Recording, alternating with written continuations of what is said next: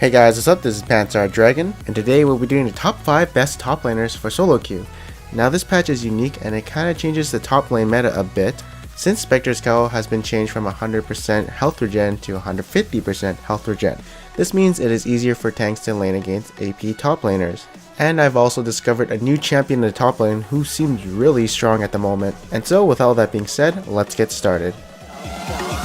Go select.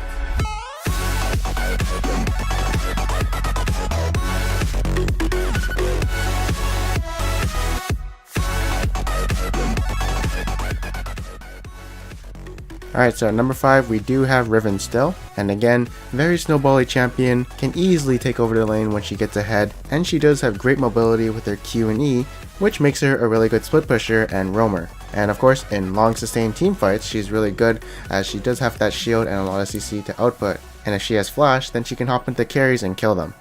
The only con about her is that, well, she's kind of meant to snowball, because if she really doesn't, then in teamfight she's going to be really easy to kill, she doesn't have the damage to take out the squishies, and she's just not going to be that useful.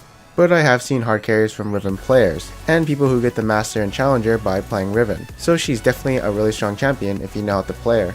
Next up we do have Lissandra at number 4.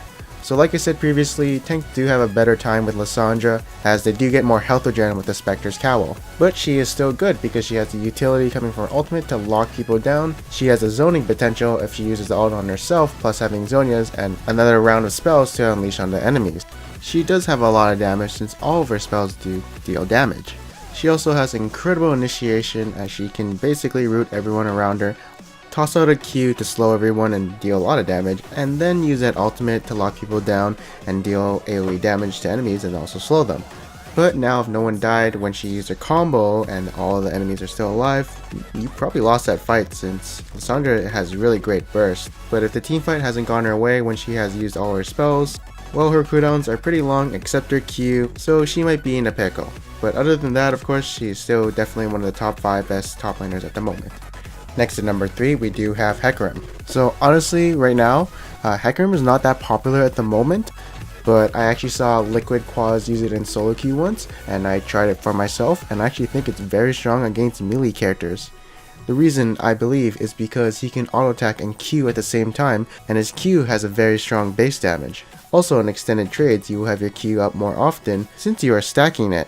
And if you do trade with the enemy laner, well guess what, you also have your W to help you gain some sustain from trading with him. You can also do wolves at level 1, and if you do have your E up or you have your ulti up, you're basically impossible to gank.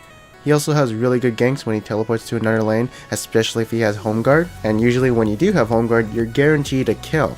And when you win your lane, you're going to be very mobile, so you're going to be around the map a lot. You're going to be very hard to kill with your W and some resists, and you're just going to be this top lane bruiser who is tanky and does a lot of damage. Next thing, it's actually really hard for Hecarim to get behind since he has a lot of escapes, and even if he does get behind in lane, he does have sustain with Flask and his W, he's got pretty good last hitting at the tower with his Q, and he still has his great teleport gank, so honestly, I just feel like he's really strong at the moment. He was pretty sleeper OP, maybe that's not a good ward, but definitely I do think he's a really strong top laner right now. Especially against melees, though I have not tried him against magic damage, but I would assume once I get my Spectre's Cowl, it's all going to be good.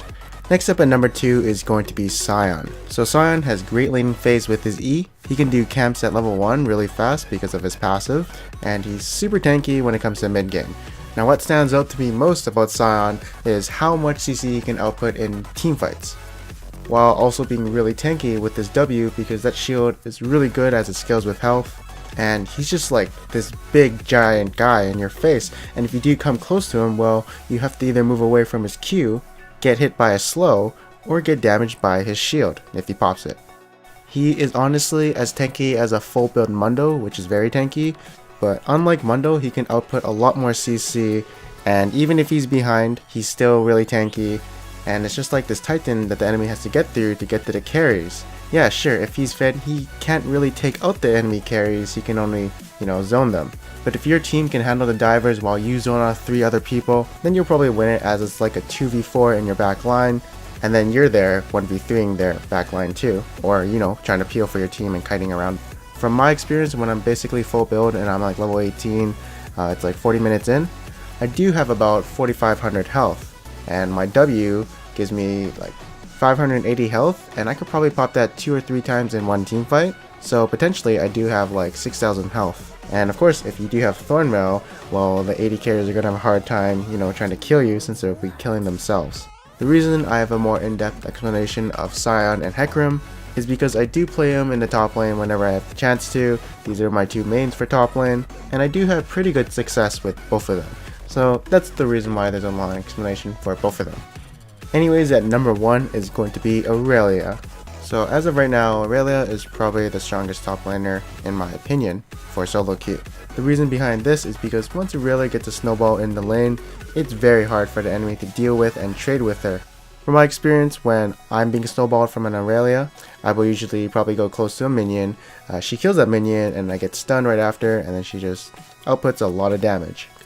And once Aurelia gets at Trinity Force, she gets an insane power spike, as she has really good usage of every stat from Trinity Force, and can build Frozen Heart or Tanky right after and still do a lot of damage and be a huge bruiser threat.